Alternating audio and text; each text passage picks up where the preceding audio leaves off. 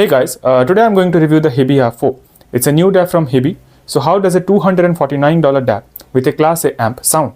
Well, stick around and find out. A big thanks to Hiby for sending me this review unit. Please do check the unaffiliated links below and browse the Hiby website. They have got plenty of other accessories, DACs and DAPs at many price points. But all the thoughts and opinions you're about to hear are my own. So let's get started. Well, first off, the packaging of the R4 is fantastic. This is what you get inside the box. It's on the screen now.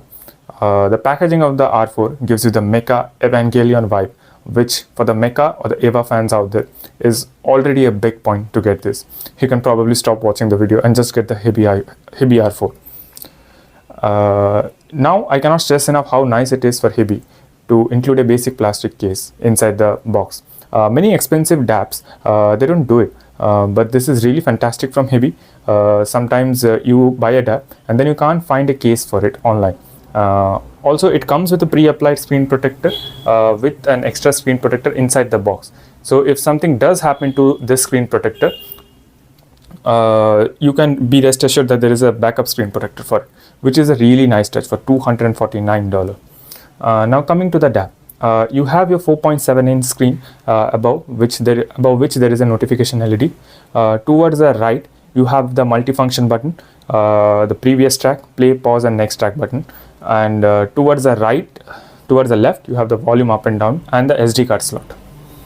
On top, you have a function button which can be customized to either lock the buttons or flip the screen 180 degrees. I just wish this button was a bit more customizable so that which could be added via an OTA update in the future. Something like disabling the internet, or maybe even a quick action wherein it will open the Hiby Music app and start playing a custom playlist and set automatically the volume at a desired level of your choice. It's just a suggestion, but it could be something nice wherein you can plug it into your car, just flip the button and it does all that steps automatically. I know this is too niche of a feature, but it could be very nice to use this button like that. Also towards the side of the bottom, there is a notch which has a slit wherein you can tie the Hiby lanyard strap. That strap was initially a separate purchase, but now it is included for free inside the box if you buy the Hiby R4. I do suggest checking the video out by Hiby, how to tie the lanyard strap if you do not know. I'll link it below in the description. In my opinion, the lanyard is a great option for daily use. Now the bottom side has the 4.4, the 3.5 and the USB-C port.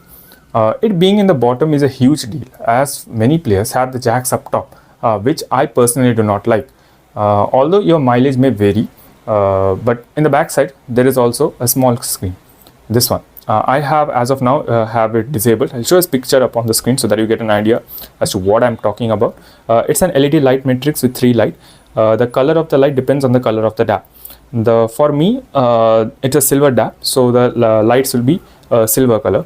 But for the orange, it will be orange. For the green, it will be green, which is a really nice touch. I have it off as of now.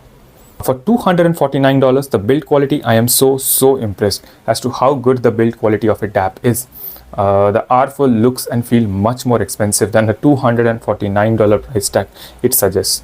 I think so. A big, fantastic job the Hiby team for pulling this off.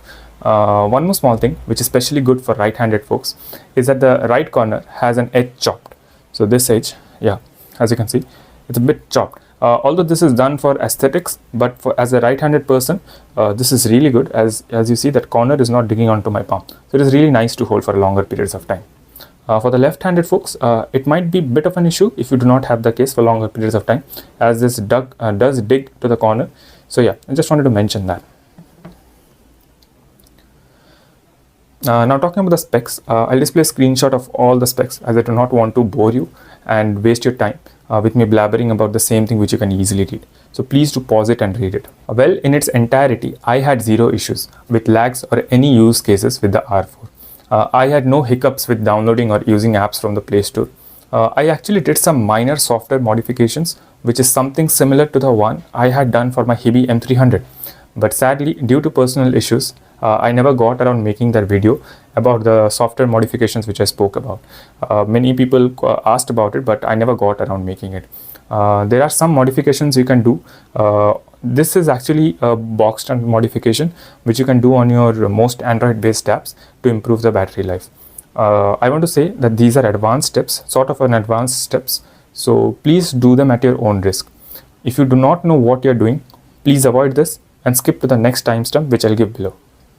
Now talking about the mod. In this review, I'll just give a small summary as to what I did with the modification. It involves disabling many of the apps from the app setting. Apps like Google Play services and Play Store is something I disabled because they do drain a lot of battery. Now, so you might say, how will you use that? Well, you can easily download the Spotify APK separately and use that. You can easily download the Apple APK separately and use that. If you want to use something like an offline player app, the Hiby Music is quite good. It's very good. But if you want to use, let's say, something else, you can use Neutron Player, which does support billing it outside the Play Store. So you can buy it from the Play Pro section of the Neutron Player and use that. So you won't be needing the Google Play Store for that. Some other apps which are system apps like the Via browser which comes from Hiby, the Gboard, etc. I disable them. And also I use developer option to switch off the animations. I use Niagara Launcher for less clutter on the home screen as it is very clean on the device when it comes to battery life. So as you can see, this is my home screen. I also disable the front notification LEDs and also the back LEDs. I also applied the restricted battery setting for each of the apps in my entire Hiby R4. And that was attached only to the apps which I don't use much.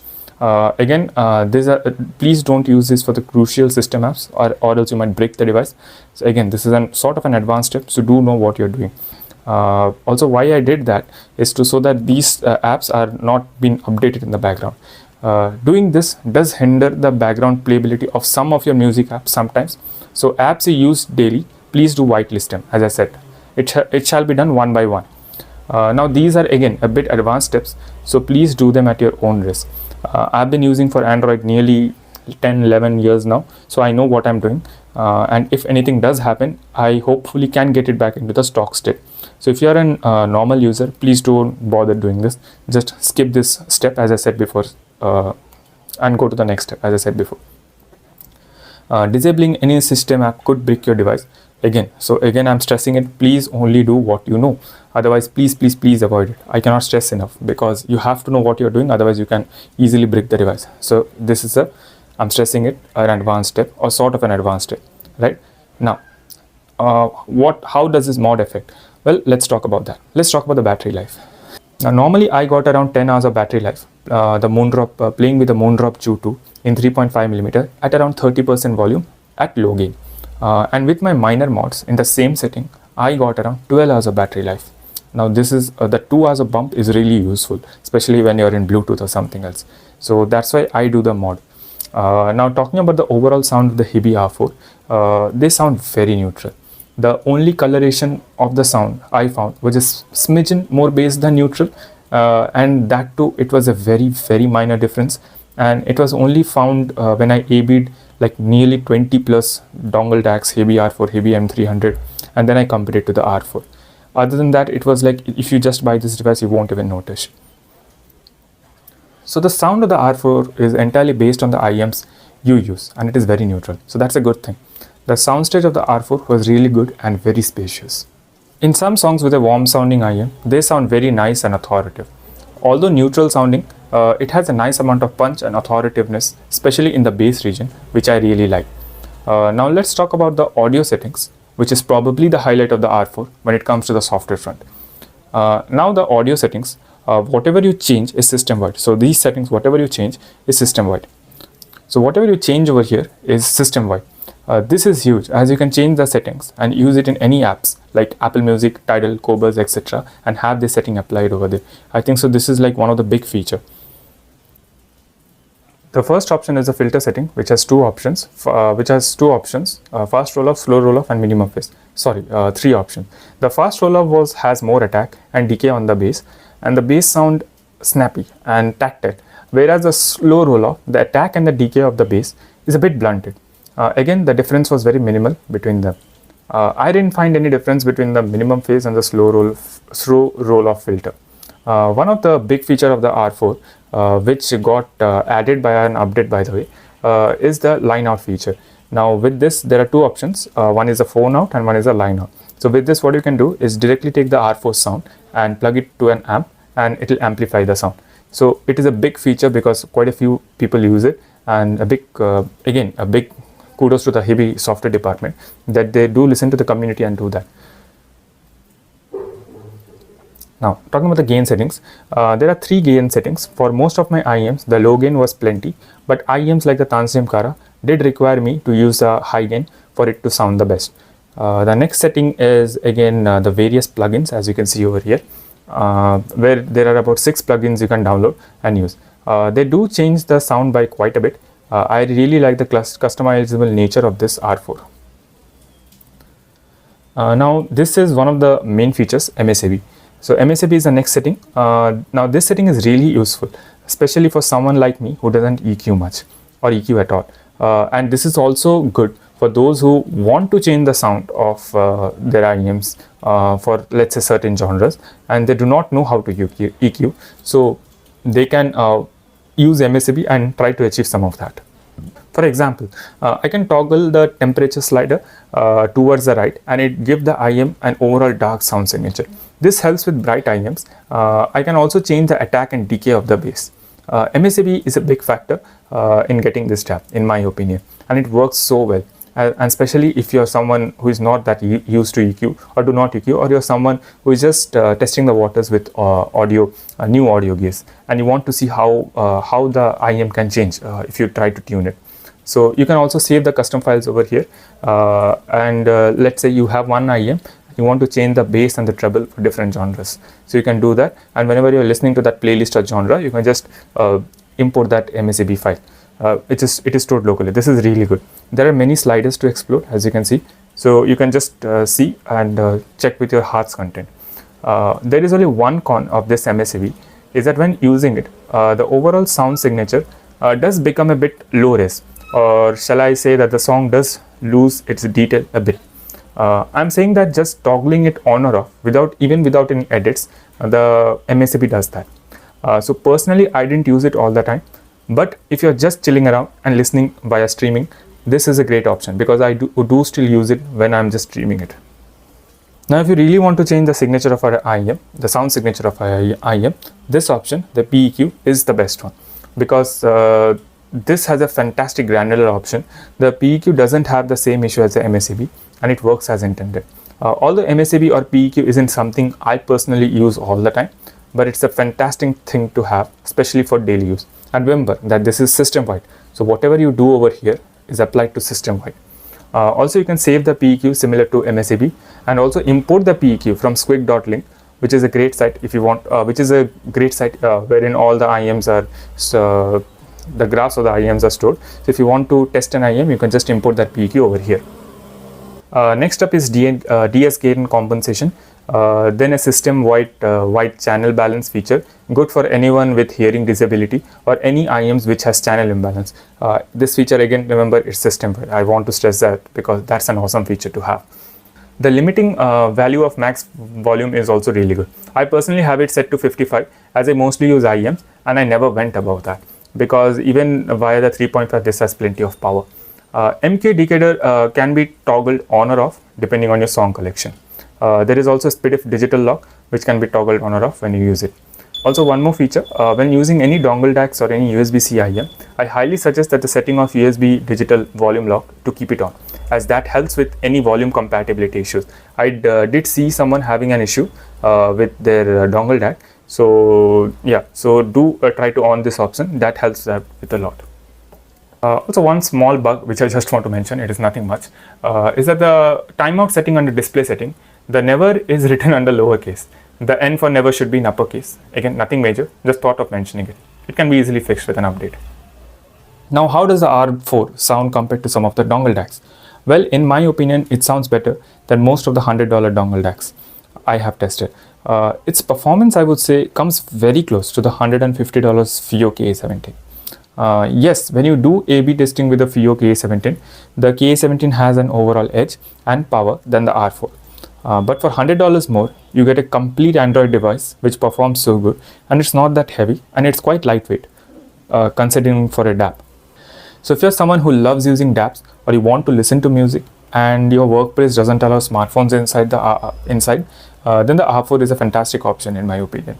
The inclusion of button is huge for many. So for them, any dongle DAC is an out of an option because these buttons, as I said, is really good, and that's a nice feature. I know many people just want to touch their pocket, feel it around, and change the songs, increase the volume. So that's a really nice feature.